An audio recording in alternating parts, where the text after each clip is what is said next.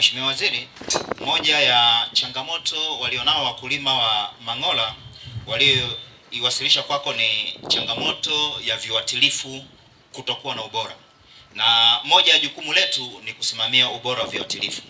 Mheshimiwa Waziri, naomba niahidi sasa hapa mbele ya wakulima wa Mang'ola kwamba kwenye swala zima la viuatilifu walivyolalamikia, mimi niahidi mbele yao kwamba Jumatatu naleta timu hapa ya wakaguzi na nitaomba ushirikiano ya viongozi wa wakulima na viongozi wa serikali, tukae chini ili kutatua chanzo cha hayo malalamiko. Mheshimiwa Waziri, swala la pili ni swala la elimu. Swala zima limeongelewa pamoja na mbunge, swala la elimu la matumizi ya viuatilifu. Hapa nilikuwa nateta na wataalamu wenzangu wa wizara wakiwemo DCD ambayo ni mkurugenzi wa maendeleo ya mazao kwamba kuna kupitia kampeni ya mali shambani.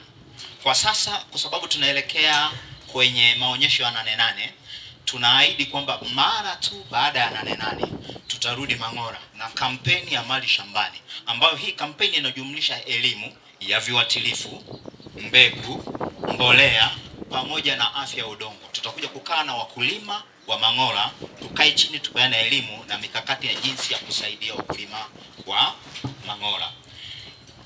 Swala la tatu, Mheshimiwa Waziri, liliongelewa ni swala la masoko.